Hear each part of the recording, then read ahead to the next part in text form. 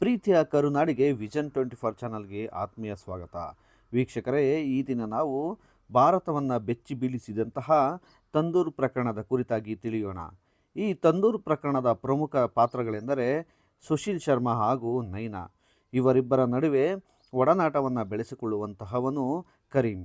ಎಲ್ಲರೂ ಸಹ ಒಂದು ಪಕ್ಷದ ಕಾರ್ಯಕರ್ತರಾಗಿರುತ್ತಾರೆ. ನೈನಾ ಮತ್ತು ಕರೀಂ ತುಂಬ ಸ್ನೇಹದಿಂದ ಇರುತ್ತಾರೆ. ಈ ಸ್ನೇಹವನ್ನು ಅನುಮಾನಿಸಿ ಸುಶೀಲ್ ಶರ್ಮಾಗೆ ಆತಂಕ ಮೂಡುತ್ತದೆ. ಏಕೆಂದರೆ ನೈನಾ ಮತ್ತು ಕರೀಂ ಇಬ್ಬರ ನಡುವೆ ಅಕ್ರಮ ಸಂಬಂಧ ಇರಬಹುದು ಎಂಬುದಾಗಿ ಅವನು ಊಹೆಯನ್ನು ಮಾಡಿಕೊಳ್ಳುತ್ತಾನೆ.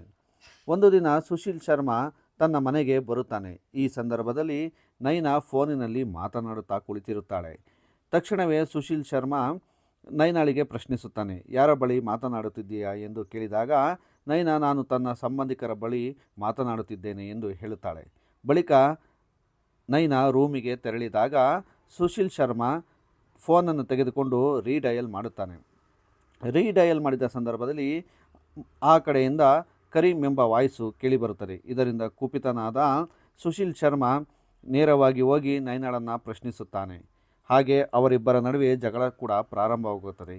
ಈ ಜಗಳ ಅತಿ ಮೀರಿದಾಗ ಸುಶೀಲ್ ಶರ್ಮಾ ತನ್ನ ಗನ್ ತೆಗೆದುಕೊಂಡು ನೈನಾಳಿಗೆ ಗುಂಡಿಟ್ಟು ಕೊಲ್ಲುತ್ತಾನೆ.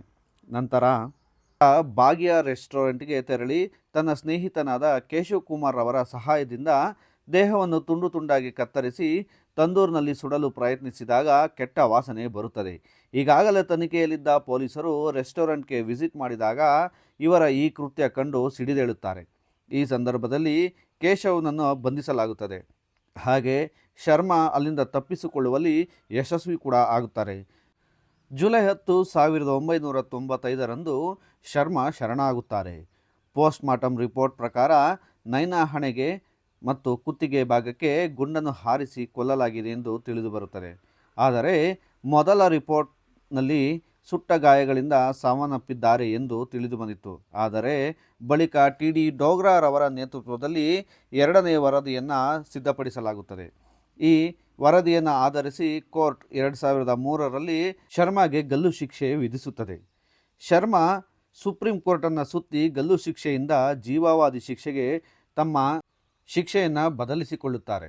ಜೈಲಿನಲ್ಲಿ ಕಂಪ್ಯೂಟರ್ ಶಿಕ್ಷಕರಾಗಿ ಶರ್ಮಾ ತಮ್ಮ ಸಹ ಕೈದಿಗಳಿಗೆ ಬೋಧಿಸುತ್ತಿರುತ್ತಾರೆ. 20 ವರ್ಷಗಳ ಬಳಿಕ ಶರ್ಮಾರನ್ನು ಬಿಡುಗಡೆ ಮಾಡಲಾಗುತ್ತದೆ.